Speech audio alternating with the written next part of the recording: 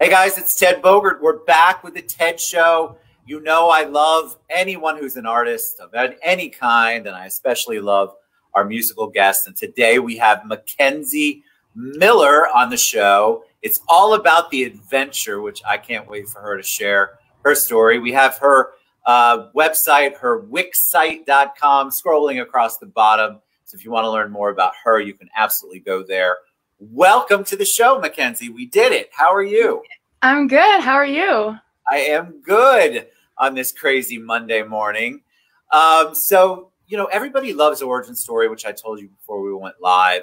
They love to know, you know, how did you decide? Where did it come from? Were you always talented? So give us a little bit of history or 411 on you. Yeah, sure.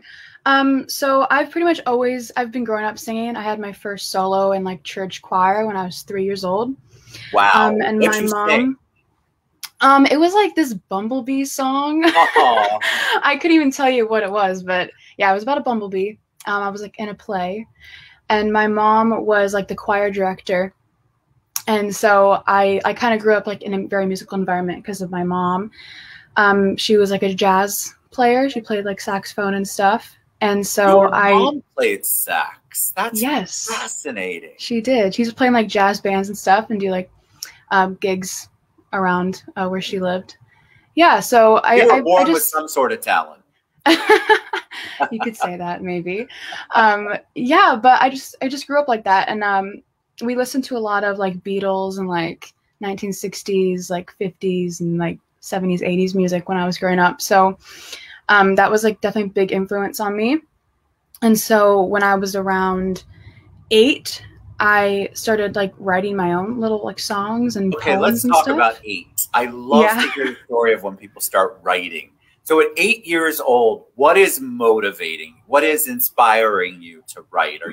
Is it an emotional thing, or is it a day at the beach thing? What's going on with an 8-year-old who's writing songs? So it started kind of like, I just really love to make up stories. Like me and my brother would like play, like pretend like in the backyard. And then I would just like wander around the woods behind my house and just like kind of tell myself stories. And then one day I just decided to like write one down, and I wrote it like in the form of like a poem because I really liked poetry. Sure. And then like I would do it with my friend because we thought it was like fun. And then I just never stopped doing it. I just kept telling stories. Did you understand how to read and write music, or you're the lyricist?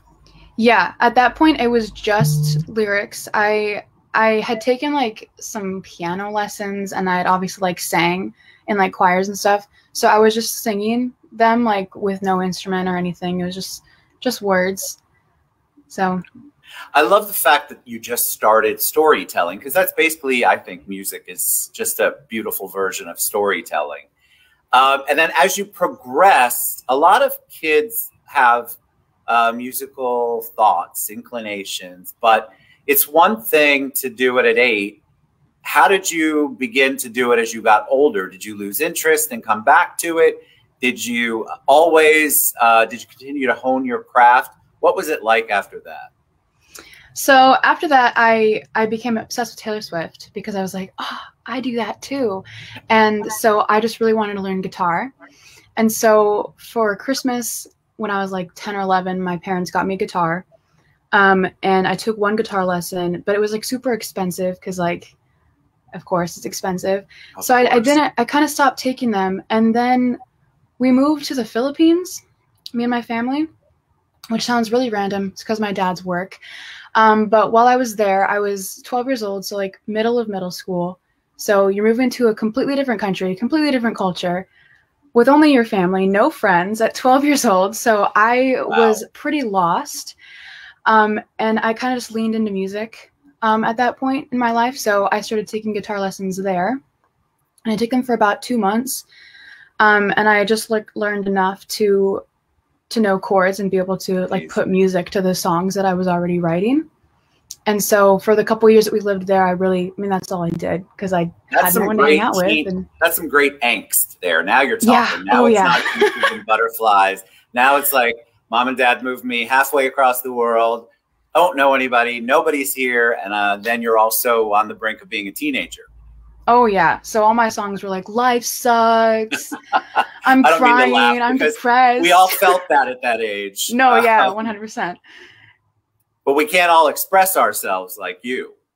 Yeah. So it was definitely a great way to get through that because I didn't have anything else.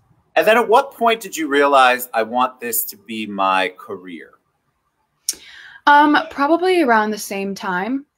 It was around then that like Instagram started becoming a thing. And so I started like posting music videos and like I really loved to perform. Like I'd done like singing competitions like back home in America and I really loved it. And so I was like, I really want to do this. And my parents were super supportive because they were like, wow, you can actually write songs. Like where'd that come from? So yeah, when we moved back to America, I started just like playing open mics, gigging. I got a job as a performer in a wine bar when I was 14. Wow. And so every Saturday night I would play 2-hour sets of original music. What was that like? It was really fun. So you can't even imbibe in that, even if you wanted to. Yeah. So you're performing for people around you who are drinking. Yeah. What was that like? Were they respectful? Were they responsive? How did that go for a 14-year-old? I mean, a lot of times, like, I was background music, which, you know, when you start out, like, you're going to be background music. It's just something you have to get used to, which it was definitely hard for me to get used to because I'd finish a song and, like, nobody would clap. And I'd be like, okay, I'm going to start the next song now. And so that's pretty awkward. But luckily, like, we lived in a pretty small town. And so my parents would just invite all their friends. And so a lot of times my mom and then their friends would invite their friends. And so my mom would like pack this place with people. Nice. And so eventually it got to the point after I'd been playing there for a while that like the same crowd would come back. And so then people were actually listening and they'd like want to know the stories behind all the songs. So I'd like get to talk a little bit. And it was really good, like experience, just like playing live and like talking to an audience because especially at 14, you don't really get experiences like that. Well, I mean, that takes some confidence in your ability. I mean, kudos to you and to your parents for supporting that. I love it when parents come together. I'm sure it helped that your mom was musically inclined and could see your talents. What's that like when I'm thinking about the times where there's somebody in the background singing. Most of the time, I think they're singing songs that I would know. What was it like sharing songs that were original by you? It was really fun. Like from the time that I like started, for the first time that I showed my mom a song that I like played, like written on the guitar, and she was just like, "Wow, this is so good." I really just wanted to like share with other people. So it was really exciting to like come every week and be like, this is a new song I wrote. Like, I want to know what you guys think of it. Yeah, it was That's really a fan fun. club that you got. You had early on people who were fans of your music and your performance. That's a big deal. Was it difficult to keep up with school and normal 14-year-old human things that go on with a teenager and work at a wine bar performing? Or was it easy for you because you were working on your passion? A little bit of both. I'd say I was homeschooled my entire life until I got to college. So I was able to spend a lot of time on music. And when I got to high school, I kind of made the decision to continue being homeschooled and do it online because it gave me a lot of free time to like work on my passion and my music. And like I still had friends and I could still go out and like have fun with people, but my main focus was definitely like always music. Did you go to, when you college for you, was that is that musical studies? Did you continue to perform? How did that go? Because a lot of times you get to college and then you're like, parents, not yours, but a lot of parents will be like, well, you perform all you want, but you really need to have a backup degree. Yeah, my parents were definitely not like that. They were like, you can do whatever you want. And so I started, like they have a program where I live where you can like start college, like while you're still in high school. And so when I was 17, I started going to this community college here in town. And I did that for 2 years and I got an associate's degree. And while I was doing that, I was part of a jazz choir at this school, which was like vocal kind of jazz, which was super fun. It really just like helped with my musicianship so much because I got to like learn more about jazz music and improvisation and like all this stuff. So I was doing that as well as like still like gigging and stuff. And then currently I go to the Liverpool Institute for Performing Arts in Liverpool, England. Amazing. Where I'm studying songwriting and performance. So that's amazing, by the way. Kudos to you. Thank you. Yeah. So I'm just constantly doing stuff. So tell me how you pivoted. Performers, obviously artists. 2020 was especially hard on anybody who was in the arts.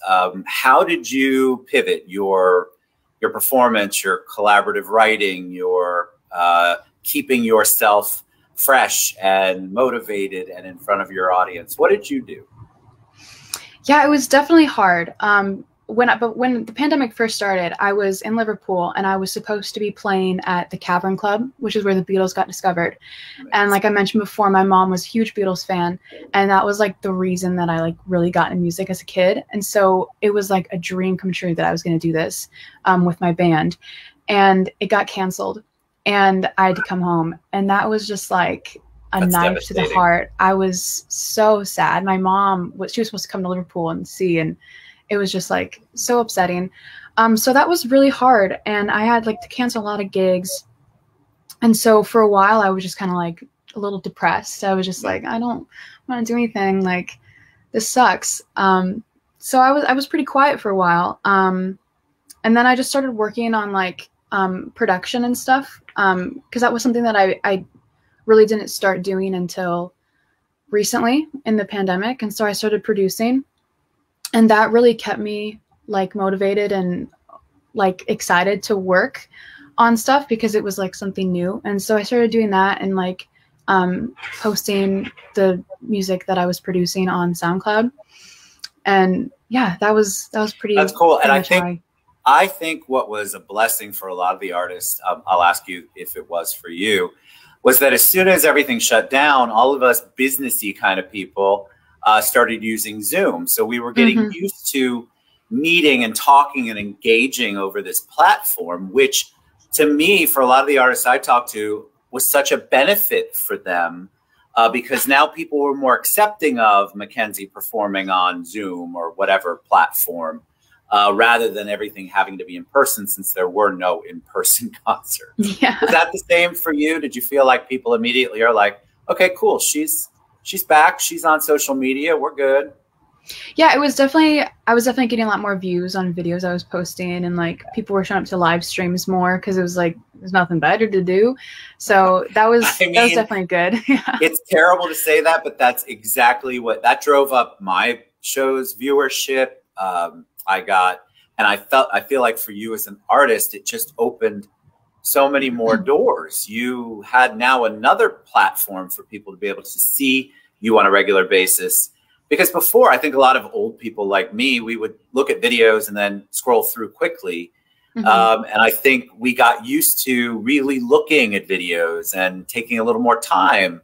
And so I'm very happy to hear that you were able to pivot. What's on the agenda for the future? What are your plans? So many exciting things. So I just put out a single on Friday. It's called Peach Lemonade, and it's done really well so far. I think we're at 3.4 thousand streams so far. It's only been out since Friday, so I'm really happy about that. And then, yeah, just like lots more gigging. I got a couple more song releases coming up in the summer. And yeah, just... Will you eventually go back to touring of any kind? I really hope so. I'm hoping, I mean, if not this summer, then definitely next summer. I'd like to take some time and go on a little tour maybe. I'd like to go back to the wine bar that I used to work at because I moved to Seattle after that. So I really love it. You want to go back to the wine bar. That's cool. Kind of see where you kind of go back to those roots. All right. So we are blessed that you're going to sing for us today. Tell me what you are singing.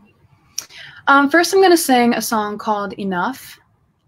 It's about kind of loving someone that is never really satisfied with you. And then I'll play my single that just came out, Peach Lemonade. Fantastic. All right. So you guys all know that this is where I take myself off and we let Mackenzie work her magic. Mackenzie Miller. Here we go.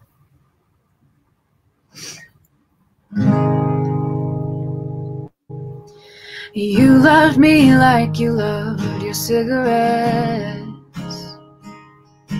I was a burn in your lungs you'd never forget. And you loved me like you loved the sunsets, sleeping in on rainy days and showing off your Corvette. You had 1,000 vices, and I was just another one. If only you could have needed me enough, we might have been a summer night, warm and endless. But you were all ribs and tears, wild freedom, a heart that beat, restless, reckless, with abandon. I'm understanding I'm not enough.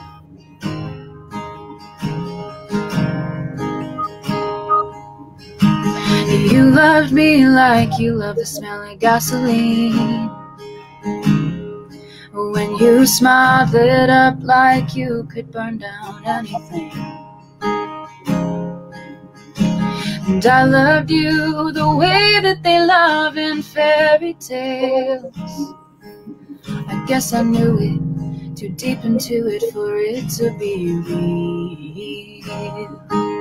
You like to bet your chances, and I was just another one. If only you could have needed me enough, we might have been a summer night, warm and endless. But you were all ribs and tears, wild freedom, a heart that beat, restless, reckless, with abandon. I'm understanding I'm not enough.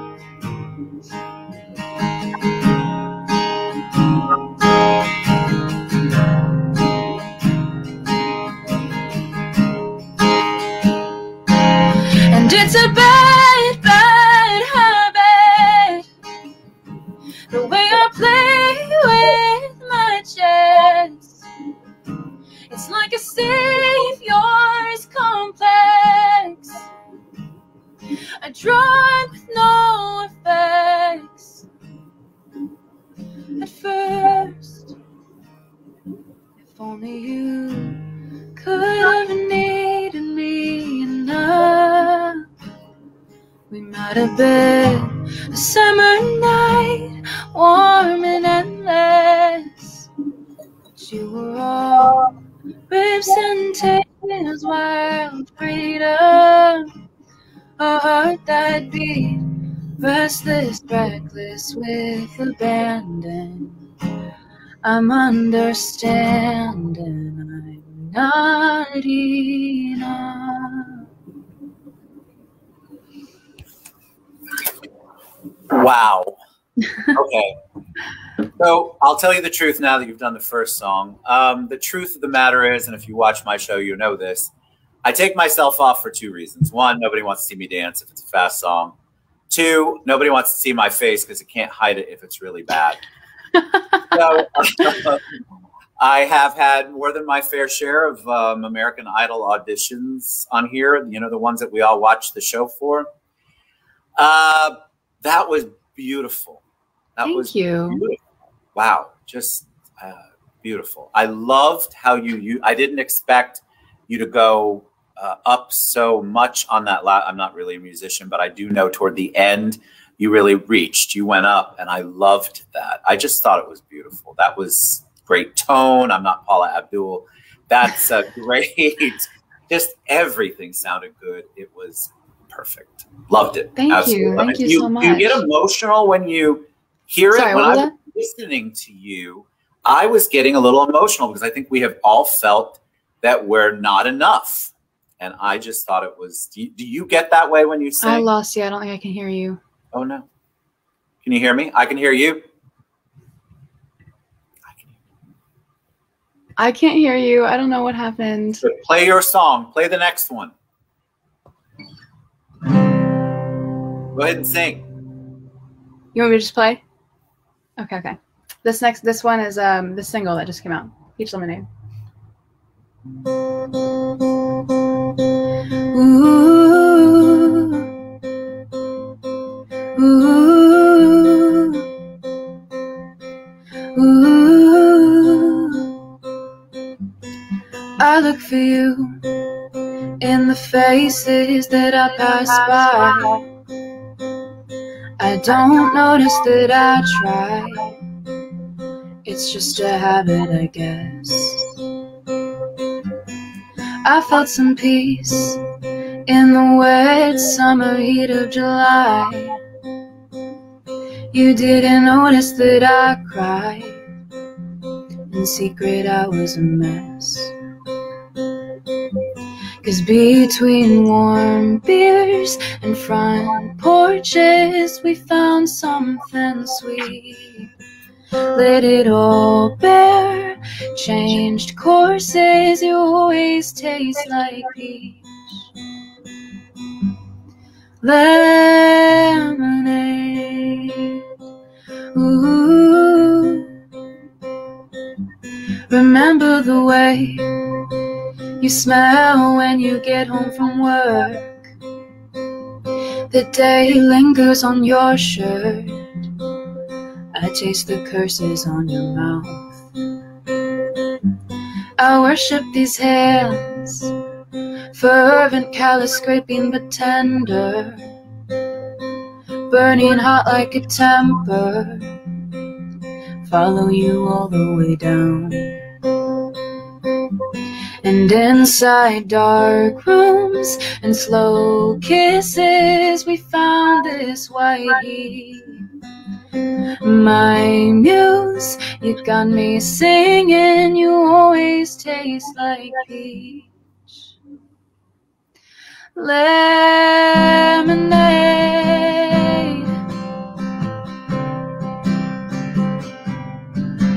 I wish we could dance on kitchen floors. I wish we always had one more. I wish that time would freeze and we could live in moments forever. I wish that I had every day. I wish I wasn't worlds away. I know that good things come and go, but I'll be yours forever.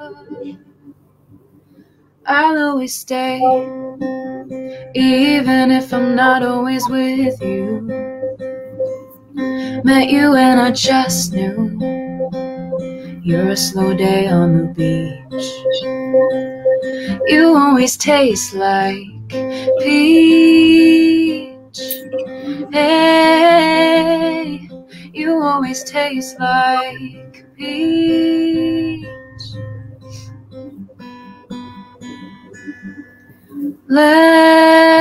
Lemonade. Ooh.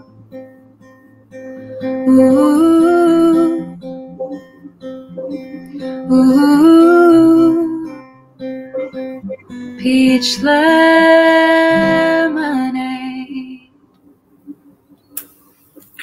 Can you hear me? You're muted. Now unmute me. And then I'll tell you. There we go. I think that. There, can you hear me? Yes. Oh, good. All right. So the first song, incredibly emotional. Second one, wow. All right. So Peach Lemonade, we have questions, of course.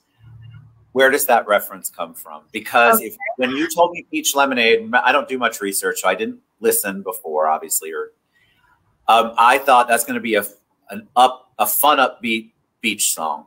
I don't know why. So tell us the meaning, or tell us the whole thought process behind Peach Lemonade. Of course. So it's actually inspired by my boyfriend. It's about the peach lemonade at Wendy's. So super random, but nobody's even like tried this. Like anyone that I've talked to, they're like, they've got peach lemonade at Wendy's. I had no idea. But like, it's such like a random thing, right? And since our first date, he always orders it every time we go to Wendy's. It's the only thing. And he'll be like, you know, I'm gonna get something different today. I'm gonna get like a Coke. And I'm like, no, you're not. And then at the last second, he's like, actually, can I have a peach lemonade? And so he always ordered peach lemonade. And I just thought that was such a really beautiful, like little detail. And so I really wanted to write a song called Peach Lemonade because I thought that it was just something that stood out to me, like in life. And to tell you the truth, I wrote 4 or 5 different versions of that song called Peach Lemonade before I wrote this one. And because all of them were just like, no, it's not right. It's not right. This isn't it yet. But then I wrote this one in like October, and I was like, yeah, this is my Peach Lemonade. Beautiful, beautiful, beautiful. Your voice, it's very, you know, I mean, you probably know this, but it's rare, or rarer than, especially since I've had a lot of musicians on the show or artists, it's rare to have both talents, all of those talents. You can play, you can write, and you can sing. Usually something gives in on that, and you got 1 out of 3 or 2 out of 3. You're definitely the trifecta. That was absolutely Thank you very much. Beautiful. All right. So how do we find you? What's the best way for people to find your music, to reach out to you on social? Tell them. Of course. Best way is probably Instagram. I'm on there all the time. And that's at Mackenzie Miller official _ So, and then also my SoundCloud, which is just Mackenzie Miller. You can find it at my Instagram. And on Spotify, which is also just Mackenzie Miller. So fantastic. You're awesome. Come back anytime you have anything you want to release. Y'all get behind our artists. They need as much support as possible. It's been a crazy year for them. And so as 2021 comes back, we love spotlighting talent like Mackenzie, because that is the kind of music we want and need. So thank you so much for being on the show. You're a joy. Thank you so much for having me. All right, guys, we'll be back. Check out Mackenzie Miller. We'll see you guys later.